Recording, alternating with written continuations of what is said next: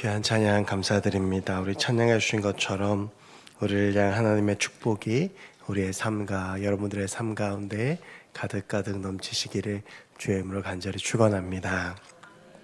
말씀 시작하기 전에 양해 말씀 한 가지만 좀 드리면 제가 감기가 좀 심하게 걸려서 제가 독감이 걸려서 지금 음성이나 이게 조금 안 좋습니다. 그래서 이렇게 설교 들으시다가 조금 거스리실 수도 있는데 원래 좋은 목소리도 아닌데 좀 양해해 주시고, 그래서 제가 마스크를 쓰고 설교를 하는 게 도저히 불가능해서 설교 시간에만 잠깐 마스크를 벗고 설교를 하고 마스크를 쓸 테니까 좀 양해해 주셨으면 좋겠고요.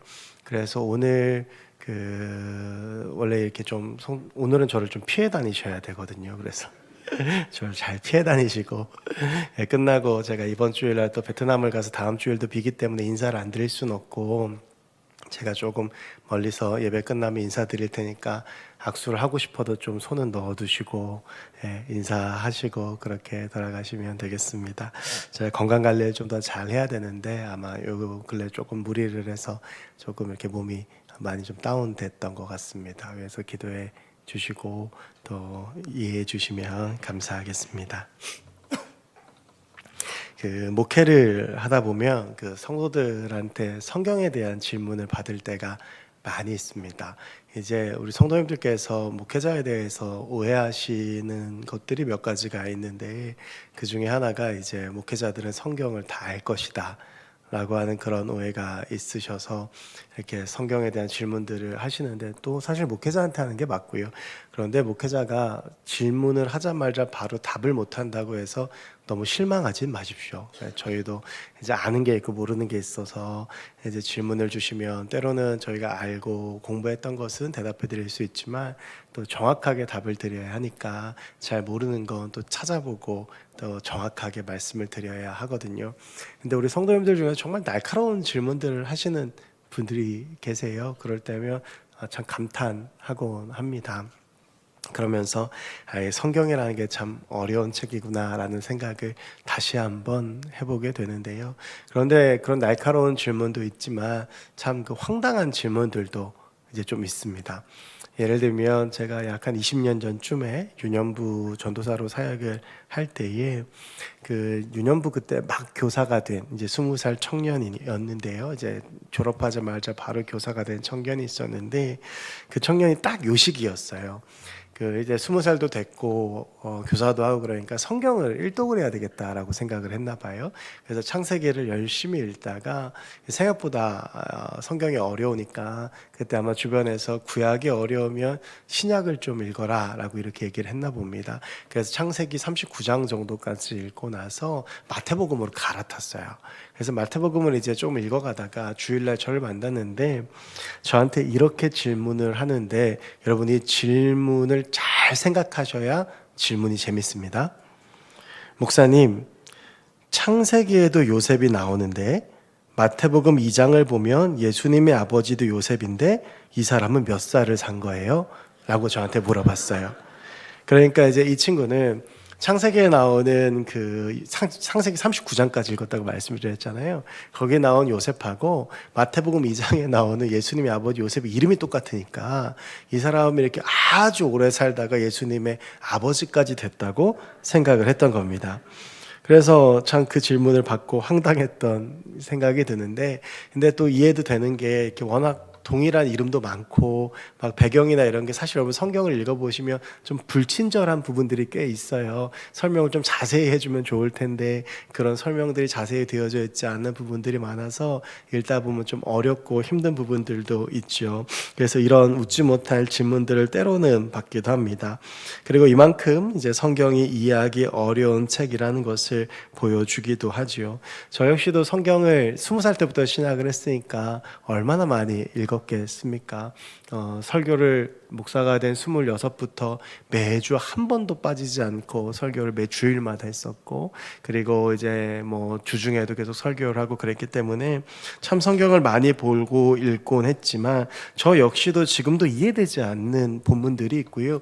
너무나도 놀라운 건 그렇게 성경을 보았음에도 지금도 읽다 보면 성경에 이런 내용이 있었나? 라는 생각이 드는 내용이 지금도 있습니다. 그만큼 성경이 참 어렵고 이해하기 쉽지 않은 책이다 라고 하는 사실을 다시 한번 새기게 되는데요. 그런데 개인적으로 이제 성경에 1189장이 있거든요. 창세기 1장부터 요한계시록 22장까지. 근데 그 1189장의 내용 중에서 이해하기 가장 힘든 내용, 좀 받아들이기 힘든 내용이 무엇이냐라고 묻는다면 저는 주저없이 오늘의 본문이라고 생각을 합니다. 여러분 아마 한 번쯤은 들어보셨을 이야기일 텐데 불의한 청지기의 비유 혹은 부정직한 청지기의 비유입니다. 이제 저랑 같이 이 비유를 좀 보시겠지만 이 청지기는 말 그대로 불의한 청지기입니다. 그런데 불의한 청지기를 주인이 칭찬하고 있고 예수님은 이 불의한 청지기가 칭찬받는 내용을 이야기하시면서 때로는 이게 이렇게 보면 좀 비윤리적으로 보일 수도 있고 기본 상식으로 이해가 되지 않는 본문일 수도 합니다. 어떻게 불의를 저지른 사람이 칭찬받을 수 있을까라고 하는 것인데요.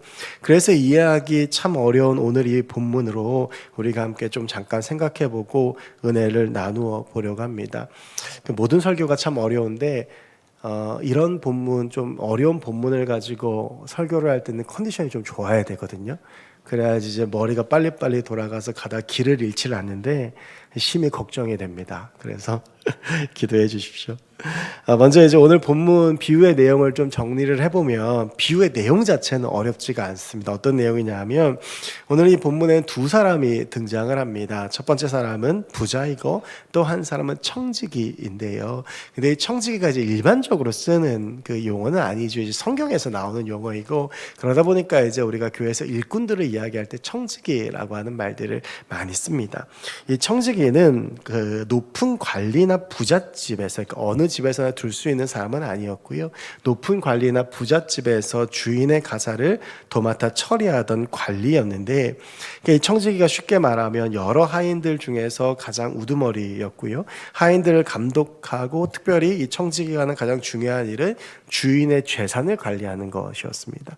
심지어 주인의 자녀 교육까지도 맡았다고 하니까 이 청지기가 감당하고 해야 하는 일들이 얼마나 많았는지를 보여줄 수 있습니다. 구약 성경에 이런 청지기들이 심심찮게 등장을 하는데 그 중에서 이제 아브라함에게는 엘리에셀이라고 하는 청지기가 있었습니다. 아브라함의 모든 재산과 그리고 아브라함의 집에 있는 모든 사물을 맡는 사람이었는데 이 엘리에셀은 어떤 일까지 하냐면 아브라함의 그 귀한 아들이었던 이삭의 배우자를 선택하는 일도 이 아브라함이 엘리에셀에게 맡깁니다. 이게 그만큼 청지기의 권한이 강했다라고 하는 것을 의미를 하고요. 창세기 39장 제가 아까 보면 그냥 좀 말씀드렸지만 창세기 39장에 요셉의 이야기가 나와요. 그 요셉의 창세기 39장에서 보디발의 집에 가정 총무가 된다라고 하는 이야기가 나오는데 그것이 이제 청지기가 되었다라고 하는 것이거든요. 그래서 보디발이 그 하인들 중에서 가장 믿음직한 요셉에게 자신의 모든 집안 사물을 맡기고 그것들을 위임하는 장면들을 볼 수가 있습니다. 신약에도 이러한 청지기들은 여전히 존재를 하고 있었고요. 특별히 신약시대 때 청지기들이 했던 가장 중요한 일 중에 하나는 주인의 재산을 맡아서 관리한 일이었는데 그래서 당시 기록들을 보면 주인들은 자기의 재산이 얼마인지도 모르고 청지기에게 거의 다 위임했던 사람들이 꽤 많이 있었다라고 하는 것을 볼 수 있습니다. 이제 오늘 본문에는요 그런 청지기가 등장을 하는 거예요. 아마 이 주인도 부자겠죠. 청지기를 둘 정도라면 얼마나 재산이 많겠습니까? 그렇게 해서 이 청지기를 두었는데 오늘 본문 1절을 보면 이 주인의 귀에 이 청지기에 대해서 안 좋은 소문이 들립니다. 1절이 오늘 본문 1절이 이렇게 시작해요. 또한 제자들에게 이르시되 이것은 예수님께서 비유로 말씀하신다는 거지요. 어떤 부자에게 청지기가 있는데 그가 주인의 소유를 낭비한다는 말이 그 주인에게 들린지라. 여러분 아까 제가 잠깐 말씀드렸지만 주인은 청지기에게 자신의 집에 있는 재산 그리고 집안 모든 사무, 심지어 자녀들까지 맡겼을 정도니까 얼마나 신뢰했던 사람인지를 알 수 있겠죠. 그러니까 재정을 맡기고 그 재정을 굳이 들여다보지 않고 그 재정을 이 믿을 만한 청지기한테 맡겨놓는 일이 대부분이었습니다. 저 같은 경우에도 이제 교회 재정에 대해서 보고는 받고 교회 재정의 어떤 뭐 잔액이나 이런 것들도 보지만, 제가 우리 워낙 훌륭하고 귀한 우리 직분자들과 또 우리 재정부가 있기 때문에 그분들이 하시는 대로 이렇게 제가 거의 보고 이제 보지, 제가 일일이 세세히 그게 어디로 들어가고 어떻게 되는지 잘 모르거든요. 이 부자도 마찬가지인 거예요. 이 부자가 자신의 재산을 청지기에 다 맡겼기 때문에 이 청지기가 그 재산들을 어떻게 쓰는지를 모르는 경우가, 아주 꼼꼼하게 체크하는 경우가 아니면 잘 없었다라고 합니다. 그런데 아마 이 청지기는요, 우리가 아까 이야기했지만 불의한 청지기에 비유잖아요. 아마 불의하고 부정직했던 것 같아요. 오늘 1절을 보면 이 주인의 소유를 이 청지기가 낭비했고 그 말이 주인의 귀에 들립니다. 어떻게 낭비했는지는 성경에 정확하게 이야기하지 않습니다. 뭐 사치를 한 건지, 뭐 선한 낭비도 있잖아요. 가난한 사람들을 도운 건지, 이런 내용들은 나오질 않는데, 그런데 우리는 이 낭비한다라고 하는 말에 쓰인 헬라어 단어를 보면 이 청지기가 어떻게 이 주인의 소유를 낭비했는지를 짐작은 할 수 있습니다. 오늘 이 16장 1절에 나오는 낭비한다의 헬라어는 디아스콜피조라고 하는 말인데요. 성경에 이 표현이 쓰인 또 다른 구절이 있습니다. 그게 오늘 본문 바로 앞에 나오는 누가복음 15장에 나오는 내용입니다. 여러분, 누가복음 15장에는 예수님께서 세 가지 비유를 말씀하셨어요. 하나는 1절부터 8절까지 해서 잃어버린 양들에 대한 비유, 우리가 잘 아는 말씀이죠. 99마리의 양이 있지만 한 마리 잃어버린 양을 위해서 찾아 나서는 그 선한 목자에 대한 이야기가 1절부터 8절까지 나오고요. 15장 9절에서 10절 잃은 드라크마의 비유가 나오고, 11절부터 32절까지는 우리가 잘 아는 잃어버린 아들, 탕자의 비유가 나오죠. 여러분, 탕자의 비유가 이런 것이, 아들이 둘이 있는데 둘째 아들이 아버지가 살아계심에도 불구하고 자신의 몫의 재산, 쉽게 말하면 유산을 달라고 해서 그 유산을 가지고 아버지를 떠납니다. 그리고 아버지를 떠나고 뭘 했는지가 15장 13절에 보면 나오는데, 우리 바로 앞장 말씀이니까 15장 13절 말씀을 같이 한번 좀 읽어보실까요? 우리 15장 13절 같이 한번 읽어보겠습니다. 시작. 그 후 며칠이 안 되어 둘째 아들이 재물을 다 모아가지고 먼 나라에 가 거기서 허랑방탕하여 그 재산을 낭비하더니. 여러분, 이제 이 말씀이 탕자의 비유인데, 오늘 이 탕자가 아버지의 재산을 가지고 했던 일이 오늘 13절에 나와요. 허랑방탕하여 그 재산을 낭비했다라고 하는데, 여기서 그 재산을 낭비했다라고 하는데 쓰여진 헬라어가 디아스콜피조입니다. 여러분 보면 예수님께서 이제 이 의도를 가지고 연속성 가운데서 이 말씀을 하시는 거예요. 오늘 이 청지기가 어떻게 재산을, 주인의 재산을 낭비했냐 하면, 탕자가 허랑방탕하여 낭비했듯이 이 청지기가 주인의 재산을 낭비한 겁니다.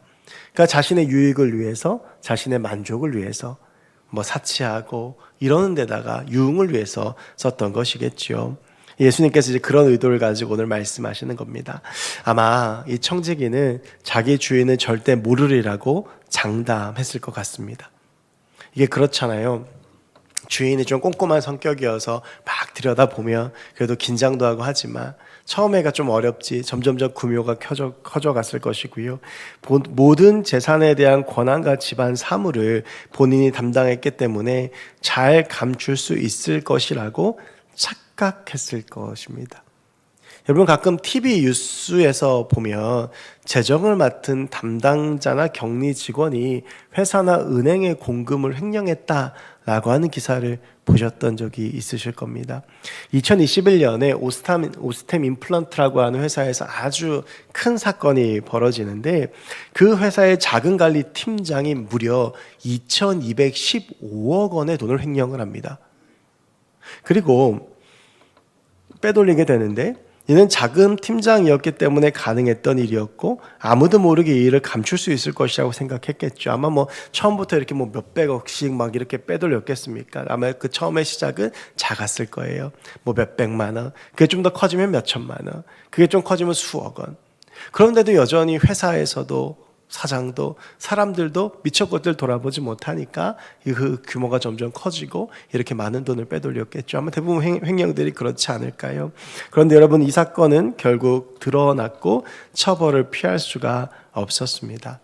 여러분, 먼저 이 비유가 특별히 1절과 2절 말씀을 통해서 우리 가운데 주시는 의미는요, 이제 1절에서 주인이 이 청지기의 불의함을 듣고 2절에서 보면 이 청지기의 직무를 박탈하고자 하는 장면이 2절에 나옵니다. 여러분, 이것은 우리에게도 우리의 삶이 반드시 결산할 날이 있다는 것을 알려주는 것입니다. 불의한 청지기는 주인을 완벽하게 속일 수 있을 것으로 생각했지만 이는 착각에 불과했죠. 청지기는 그저 청지기일 뿐이고요, 그 모든 것들은 사실 주인의 것이기에 알고자 하면 언제든 알 수 있고, 주인이 처벌을 내리면 그 처벌을 피할 수가 없습니다. 제가 일전에 비유에 대한 말씀을 드리면서 비유를 이해할 때 가장 중요한 것 중에 하나가 등장인물들이 어떤 의미를 가지고 있는지를 봐야 한다라고 하는 말씀을 드렸습니다. 오늘 이 불의한 청지기의 비유는 그런 면에서는 이해하기가 그렇게 어려운 내용은 아닙니다. 등장인물이 둘이 나오거든요. 여러분, 그 중에서 부자 주인은 누구이겠습니까? 하나님입니다. 청지기는 누구이겠습니까? 우리입니다. 여러분, 이 부자 주인이 청지기에게 이 재산을 위임하고 맡겼듯이 우리는 그 하나님께서 주시는 일들과 삶과 재정과 이 땅을 위임받은 하나님의 사람들이다라고 하는 것입니다. 하나님께서 이 세상 우리에게 맡겨주셨습니다. 여러분, 그래서 우리가 이 창조 세계를 소중하게 생각해야 됩니다. 아무렇게나 짓밟으면 안 됩니다. 일회용품도 줄여야 되고 우리가 기후위기에도 관심을 가져야 되고 하는 것은 우리는 그저 청지기로 하나님의 창조 세계를 위임받은 사람들이지 우리가 이 창조 세계의 주인은 아닙니다. 여러분, 우리의 삶도 마찬가지죠. 하나님께서 우리의 삶을 허락하신 것이고 하나님의 때가 되면 거두어 가시는 것인데 마치 우리는 우리의 삶의 주인이 나라고 착각하고 있는 것입니다. 인간이 하는 가장 큰 실수 중에 하나가 하나님께서 그런 우리의 삶을 모르실 것이라고 착각하는 것이죠. 그러니까 여러분, 어떻게 합니까? 마음대로 살아가는 겁니다. 그런데 오늘 본문은 분명히 말합니다. 주인이신 하나님은 알고 계시고 분명히 그 앞에서 결산할 날이 반드시 온다는 사실입니다. 지난 목요일 새벽기도 때 제가 다윗에 대한 말씀을 잠깐 드린 적이 있습니다. 그 이야기를 조금 더 해보려고 하는데요, 사도행전 13장 22절을 보면 하나님께서 다윗을 어떻게 생각하셨는지가 이 사도 바울의 증언을 통해서 나타나요. 어떻게 되어져 있냐 하면, 다윗을 왕으로 세우시고 증언하여 이르시되 내가 이새의 아들 다윗을 만나니 내 마음에 맞는 사람이라, 내 뜻을 다 이루리라. 여러분, 이게 개역 한글에는 내 마음에 합한 사람이다 라고 표현되어 있습니다. 여러분이 얼마나 가슴 벅찬 칭찬입니까? 저도 나중에 하나님 앞에 이런 칭찬 받는다면 참 좋을 것 같아요. 너는 내 마음에 맞는 사람이다.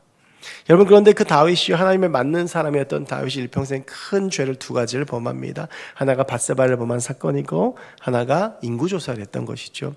오늘 이제 밧세바를 범한 사건을 좀 보려고 하는데요, 이 밧세바를 범할 때의 다윗의 행적을 보면 매우 대담합니다.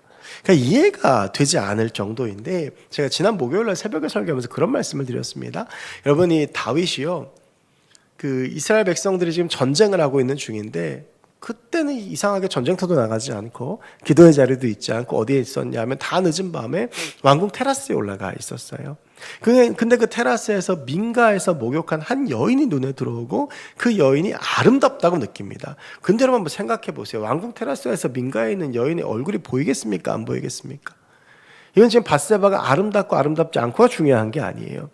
이미 다윗의 마음 가운데 욕정이 들어왔다는 것인데요, 그래서 다윗이 저 여인이 누군지 알아봐라라고 했더니 지금 그 전쟁터에 나가 있는 우리아의 아내라는 거예요. 그럼 여기서 멈춰야 되는데 이 다윗이 멈추지 않고 밧세바를 왕궁으로 불러들여서 동침을 하게 됩니다.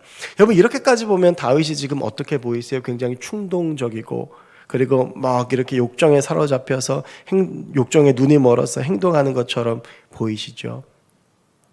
여러분, 그런데 사실은 이 사건, 이 장면에는 굉장히 치밀한 다윗의 계획이 숨어져 있습니다. 여러분, 우리가 고대 근동 사회에 대해서 좀 이해를 하고 이 본문을 봐야 하는데요. 제가 어릴 때만 해도 불과 몇십 년 전인데 물이 되게 귀했습니다. 그래서 지금이야 뭐 보일러 시설도 잘 돼 있고 물도 있으니까 샤워를 뭐 매일 한두 번씩 하잖아요. 근데 제가 어릴 때는 샤워하는 날은 손에 꼽았고 아버지가 꼭 일주일에 한 번은 목욕탕을 데려가셨어요. 그리고 이제 집에서 씻을 때는 왜 들통에다가 물 끓여가지고 세수대에다 물 배합해서 주고 그랬잖아요. 여러분, 2000년 전에 고대 근동엔 이거보다 훨씬 더 물이 부족했습니다. 그러니까 이제 목욕을 하거나 이런 게 흔한 일이 아닙니다. 특히 남자들, 이 당시에 이제 남자는 밖에서 일을 하고 여성은 집에 있었기 때문에 밖에서 일하는 남자들이야 그런 일들, 기회들이 조금씩 있을지 모르겠으나 여자들의 경우에는 목욕을 할 수 있는 기회를 가지는 것은 오직 한 달에 한 번이었습니다. 그 한 달에 한 번은 언제냐 하면 생리가 끝나는 날입니다. 여러분, 이것은 무엇을 의미하는 줄 아십니까? 지금 밧세바는 임신을 할래야 할 수 없는 상황이라는 겁니다. 다윗은요, 그 모든 걸 계산을 한 거예요. 지금 내가 여기서 이 밧세바를 취하고 범하더라도 완전히 감출 수 있다.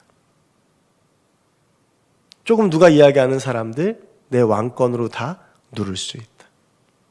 여러분, 그런데요, 그렇게 다윗이 치밀하게 계획했지만 다윗에게 깜짝 놀랄 만한 충격적인 일이 생기죠. 도저히 안 될 거라고 생각했는데 밧세바가 아이를 가진 거예요. 그러니까 그제서야 급하게 우리아를 전쟁터에서 불러들입니다. 빌미를 만들기 위해서 특별휴가를 집으로 보내는데 우리아가 또 워낙 충직한 사람이라 전쟁 중에 동료들을 뒤로하고 나만 집에 가서 호의호식할 수 없다고 그래서 우리로 치면 보초드리는 위병소에서 하룻밤을 자고 전쟁터로 떠나요. 그래서 다윗이 우리아를 죽이잖아요. 여러분, 다윗은요, 이 모든 것들 다 감출 수 있다고 생각했지만 감출 수가 없습니다. 결국 나단 선지자에 의해서 그 죄가 낱낱이 드러나게 되지요. 여러분, 우리는 절대 하나님을 속일 수 없습니다. 우리는 하나님의 청지기이고 그분이 우리의 주인 되십니다. 근데 우리가 하는 착각이 뭐냐 하면 하나님을 속일 수 있다고 생각하는 거예요. 하나님 앞에 서서 살아가야 하는데 그래서 청지기로서 하나님이 기뻐하시는 삶을 살아가야 되는데 내가 청지기라는 사실을 잃어버리고 내가 이 삶의 주인이라고 잘못 착각하고 내 마음대로 살아간다라고 하는 것이죠. 여러분, 제가 오늘 우리가 찬송가 461장을 불렀는데 원래 제가 부르고 싶었던 찬송가는 491장이었어요. 491장이 무슨 찬송가냐면 저 높은 곳을 향하여. 근데 제가 어떤 고민이었냐 하면 이게 워낙 장례식 때 많이 부르는 찬양이니까 주일날 아침에 부르면 조금 그렇겠다 싶어가지고 비슷한 461장을 했는데 여러분, 우리가 저 높은 곳을 향하여 살아간다라고 하는 거 얼마나 감사하고 귀한 일이에요. 천국을 바라본다는 일이잖아요. 여러분, 근데 그 천국을 바라보는 데서 우리 가운데 반드시 거쳐가야 되는 것이 무엇이냐 하면 하나님 앞에서 결산하는 날이 있다라고 하는 거예요. 주님께서 우리의 삶을 알고 계시고 하나님께서 우리의 삶을 다 판단하시고 내가 얼마나 하나님께서 원하시는 삶을 살았는지, 내가 얼마나 하나님을 기쁘시게 하면서 살았는지, 내가 하나님께서 내게 맡기시고 위임하신 일들을 얼마나 잘 감당했는지 우리 주님께서 다 알고 계시고 다 보고 계신다라고 하는 겁니다. 우리나라 옛말에 낱말은 새가 듣고 반말은 쥐가 듣는다는 말이 있습니다. 성경하고 아무 상관없는 속담이지만 저는 이 말이 정말 성경적이라고 생각해요.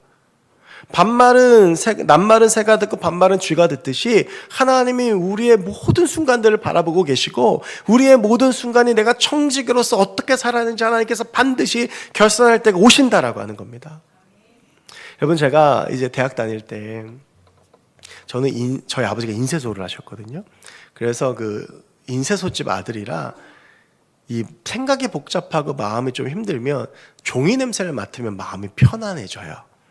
그래서 저는 대학 다니다가 조금 이렇게 어려운 일이 있고 그러면 도서관에 잘 갔습니다. 특히 지하서고에 가면 그 지하에 그 갇혀있는 그 종이 냄새가 참 좋았거든요. 그렇게 해서 이제 이 책 저책 보면서 책 제목들도 보는데 제가 책을 펼쳐보게 된 제목만 가지고 큰 충격과 도전을 받고 지금도 잊지 못하는 책이 한 권 있어요. 그 책의 제목이 뭐냐 하면 아무도 보는 이 없을 때 당신은 누구입니까? 라고 하는 제목이었어요. 여러분, 아무도 보는 사람 없을 때 우리는 누구인가요? 아무도 보는 사람 없을 것 같지만 그 순간에도 하나님은 보고 계신다라고 하는데 여러분, 이게 얼마나 어려운 삶이냐 하면 더 충격적인 건 그 책을 지은 그 미국의 유명한 목사님이 성 문제로 그 사역을 내려놓으셨다라고 하는 거예요. 시간이 한참 지난 뒤. 여러분, 우리는 반드시 기억해야 합니다. 하나님께서 우리의 삶의 주인이십니다. 우리는 그저 청직이에요. 그렇기 때문에 우리는 반드시 하나님께서 내게 주신 이 삶을 어떻게 살았는지 결산을 해야 합니다. 하나님께서 기뻐하시는 삶을 살았는가? 하나님께 칭찬받을 만한 삶을 살았는가? 하나님께서 영광 받으시는 삶을 살았는가? 여러분, 지난 일주일 동안 어떻게 살아가셨습니까? 이렇게 말씀드리는 저도 참 부끄럽기 그지없습니다. 하나님을 기뻐하시게 해야 하는데 정말 낭비하는 삶이 아니라 주님 주신 재산 우리가 낭비하면 안 되잖아요. 하나님께서 내게 주신 시간들 낭비하면 안 되잖아요. 그런데 우리가 그런 것들을 낭비하며 게으르게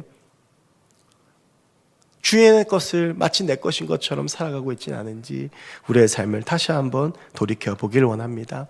여러분, 그래서 저는 우리가 하나님 앞에 섰을 때에 칭찬받는 주의 백성들이 됐으면 좋겠습니다. 여러분, 그 시험 공부 열심히 한 학생은요, 시험이 두렵지 않습니다. 기대되죠. 저도 그래요. 설교 준비 열심히 한 주는요, 설교 시간이 별로 두렵지 않아요. 기대돼요. 여러분, 우리가 이 삶을 하나님 앞에서 치열하고 열심히 살아가잖아요. 그럼 주님 앞에 서는 게 두렵지 않습니다. 왜냐하면 주님께서 내게 어떤 칭찬 주실까? 주님께서 내게 어떤 상급 주실까? 그게 기대되는 거잖아요. 여러분, 저는 우리의 삶이 그런 기대가 있는 삶이 됐으면 좋겠습니다. 내가 나의 아버지 앞에 나중에 섰을 때에 내 아버지께서 나를 어떻게 칭찬해 주실까? 내가 내 아버지 앞에 섰을 때에 내 아버지께서 나에게 어떤 상급 주실까? 여러분, 그 가슴 벅찬 기대로 살아간다면 우리의 삶이 하나님이 기뻐하시는 귀한 삶이 되지 않을까요? 우리 하나님 앞에 살아가는, 그렇게 온전히 살아가는 저와 여러분들이 됐으면 좋겠습니다. 여러분, 이제 이 비유의 두 번째, 사실은 더 중요한 의미에 대해서 좀 살펴보려고 합니다. 오늘 본문 3절을 보면 이 모든 것을 알아버린 주인으로 인해서 당황하고 절망한 청지기의 모습이 나와요. 청지기가 속으로 이르되 주인이 이제 내 직무를 빼앗을 거야 라고 말을 하니까, 내 직분을 빼앗으니, 주인 내 직분을 빼앗으니 내가 무엇을 할까? 땅을 파자니 힘이 없고 빌어먹자니 부끄럽구나. 여러분, 이 청지기 정도 될 정도가 되면 나이가 좀 있었겠죠. 그러니까 뭐 요셉이야 워낙 어린데 특출났으니까 그렇게 된 거고. 그러니까 이제 그 나이가 있으니까, 나이가 있으면 뭐가 생깁니까? 체면이 생기잖아요. 그러니까 어디 가서 빌어먹을 수는 없는 거예요. 근데 또 나이가 있으니까 땅을 파는 노동을 할 수도 없어요.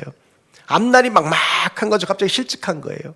그런데 그때에 이 청지기에게 아직까지 주인한테 반납하지 않은 자기 권리 하나가 생각났어요. 그게 뭐냐 하면 장부입니다. 아까 제가 말씀드렸지만 이 청지기는 주인의 재산을 위임받은 사람이에요. 그 위임했다는 증표가 뭐냐면 장부예요. 아직 이 주인이 장부를 빼앗질 않았어요.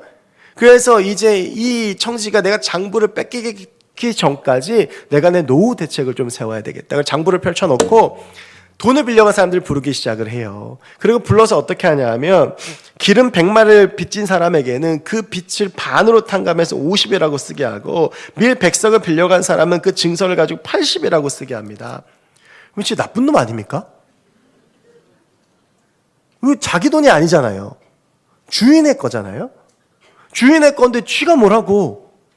주인의 재산을 기름 100마를 빌려간 사람을 반으로 감해주고 밀 100석을 빌려간 사람을 80이라고 감해주냐고요. 이게 진짜 나쁜 놈이에요. 그런데 이 비유가 왜 이해가 어렵냐면 주인이 이 청지기를 칭찬한다는 거예요. 여러분, 그런데 이 칭찬에 대해서 우리가 정확하게 전제해야 될 것이 하나 있습니다. 주인이요, 여기까지 올 때까지 청지기가 부도덕하게 낭비한 것을 칭찬하진 않아요. 그런데 지금 주인은 뭘 칭찬하는 거냐 하면 빚진 사람들의 빚을 탕감해 주는 걸 칭찬하는 거예요. 여러분, 이렇게 빚진 사람의 빚을 탕감해 주면 실질적인 일은 이 사람이 한 거지만 그 빚은 결국 누가 받습니까? 주인이 받잖아요. 더 중요한 건 여러분 이것이에요. 이 주인은요, 이 가난한 사람들, 여러분 빚질 정도 되면 얼마나 가난하겠어요? 그 사람들의 빚을 다 받고 착취하는 데에는 마음이 조금도 없었던 사람이라는 거예요. 오히려 기름 100마를 50으로 감해주는 그 청지기의 씀씀이가 주인의 마음이었던 거예요. 그 밀 100석을 80석으로 감해주는 그 청지기의 모습이 주인이 원했다라는 겁니다. 이것은 주인의 성품을 보여주는 것이죠. 이것이 바로 그 주인의 선한 성품인 거예요. 여러분, 이제 이 비유를 한번 생각해 보겠습니다. 여러분, 그래서 사실 이 비유는요, 하나님 아버지의 마음이에요. 하나님께서 어떠한 마음을 가지고 계시는가? 청지기가 우리라고 말씀드렸잖아요. 여러분, 우리가 하나님의 청지기로서 해야 하는 것은 이 재물이 내 것 같은데 이게 내 재물이 아니라 하나님이 주신 것임을 깨닫고 흘려보내고 가난한 자들을 돕고 세워주는 것. 여러분, 그래서 오늘 말씀을 보면 한 가지 생각나는 말씀이 있어요. 마태복음 6장 20절인데요. 오직 너희를 위하여 보물을 하늘에 쌓아두라. 여러분, 주인이 칭찬한 이유가 이거. 이제 이 청지기가 보물을 어디에 쌓아두기 시작한 거예요? 자신의 미래를 위해서. 이 청지기로서의 삶이 끝난 다음을 위해서 이 보물을 쌓아두잖아요. 오늘 예수님께서 칭찬하시는 것이 바로 이것입니다. 여러분, 오늘 이 비유를 주님께서 왜 말씀하셨을까? 여러분, 이 비유를 들은 6장 14절 보면 바리새인들의 반응을 잘 보세요. 바리새인들은 돈을 좋아하는 자들이라 이 모든 것을 듣고 비웃거늘. 여러분, 청지기인데 주인의 삶을 불의하게 낭비한 사람들이 지금 누구예요? 바리새인들이에요. 그 바리새인들에게 뭐라고 말씀하시냐면, 너희들 지금이라도 늦지 않았어. 이 불의한 청지기들처럼 재물을 써. 너희에게 그런 재물들이 어떠한 과정. 여러분, 바리새인들은요, 성경, 율법, 하나님이 여기서 돈 벌어먹던 자들이에요. 그렇게 불의하게 너희들이 그 재산을 거두었지만 너희도 아직 하나님께 칭찬받을 만한 일이 있다. 기회가 있다라고 하는 게 어떻게 해요? 너희가 그렇게 얻은 재산을 가지고 그것들을 나누어 주라는 거예요. 사람 살리는 데 쓰라는 거예요. 흘려보내라는 거예요. 그러면 너희가 그렇게 불의했을지는 모르지만 이젠 너희에게도 살 길이 열릴 것이다 라고 오늘 예수님께서 말씀하고 계시는 것이죠. 그럼 마태복음 6장 24절과 오늘 본문에 이어진 6장 13절은 같은 말씀을 하고 계시는데, 돈과 하나님 두 주인을 섬길 수 없다라고 하는 겁니다. 여러분, 하나님께서 우리 가운데 재물도 주시고 열정도 주시고 시간도 주시고 삶도 주시는데 그거를 왜 우리에게 주시냐 하면 청지기로서 온전히 살라고 하는 거예요. 왜 이 사물을 다 이 주인이 맡겨두었을까? 사실은 청지기가 이렇게 하기를 바랬던 거거든요. 때로는 사람들의 빚도 탕감해주고 빚도 깎아주고 도와주고. 여러분, 우리가 오늘 이 본문이 왜 이해하지 못하는 줄 아세요? 우리는 기름 100마를 꿔줬으면 이자까지 받아야 되거든요. 밀 100석을 꿔줬으면 이자까지 받아야지 이해가 되는데, 이 청지기가 주인의 재산을 함부로 낭비하고 있다고 생각하는데 이 주인은 뭐라고 말하는 거예요? 그 낭비 괜찮다라고 하는 거예요. 그렇게 쓰는 거 괜찮다라고 하는 거예요. 여러분, 그러니까 우리의 마음으로 이 본문을 보면 해석이 안 돼요. 근데 하나님의 마음으로 보면 이 본문 해석이 되는 거예요. 하나님께서 왜 이 청지기를 기뻐하셨는지. 여러분, 우리의 삶 가운데 하나님께서 주신 것들이 있습니다. 그것들 나 혼자 누리고 쓰라고 주신 거 아니에요.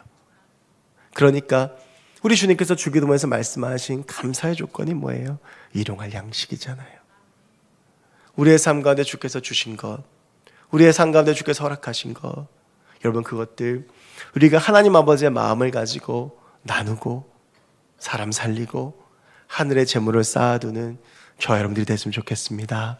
이 청지기가 그렇게 재물들을 쓰자 이 주인도 그렇게 칭찬하잖아요. 저 청지기가 이후의 삶을 선하게 예배하는 것이다. 여러분, 우리가 주님께서 내게 주신 청지기로서의 그 사명을 가지고 사람을 살리고 세워나가고 내 것들을 나눠주고 내 것들을 통해서 하나님의 사람들을 살려나갈 때 분명히 하나님께서 갚아주실 줄로 믿습니다. 하나님 기뻐하시는 삶, 하나님께서 기억하시는 삶을 살아가 그 주님의 능력으로 승리하는 저 여러분들 되기를 주의 이름으로 간절히 축원합니다. 기도하겠습니다. 하나님, 오늘 누가복음 16장의 말씀으로 함께 은혜를 나누었습니다. 주님 앞에서 반드시 결산할 날이 있음을 우리는 바라봅니다. 주님께서 내게 주신 것들 청지기로서 잘 나누게 하시고 사람을 살리며 주의 마음에 흡족한 하나님의 사람으로 살아갈 수 있도록 주님 도와 주시옵소서. 감사드리며 모든 말씀 예수 그리스도의 이름으로 기도하옵나이다. 아멘. 우리 오늘 말씀 기억하시면서 우리 하나님 아버지의 마음을 생각하며 우리 또한 그 마음 품고 살아가기로 결단하는 이 시간이 됐으면 좋겠습니다. 우리 하나님 아버지의 마음 같이 찬양하겠습니다.